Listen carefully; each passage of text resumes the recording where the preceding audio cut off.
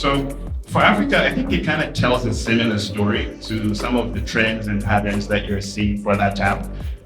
What's interesting, and sometimes what the data doesn't always illustrate, is that yes, the market is growing, the payment methods are evolving, but then also the quantum of digital buyers is actually increasing.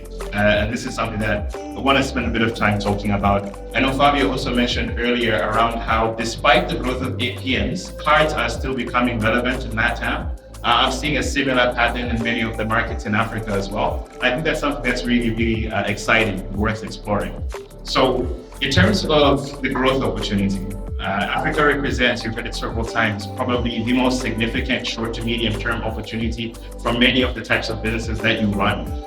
There are some markets that are worth considering and paying a lot of close attention to. So South Africa, where I live, that's a very important one. Egypt, Nigeria, and Kenya, these really make up over half of the GDP that's on the continent.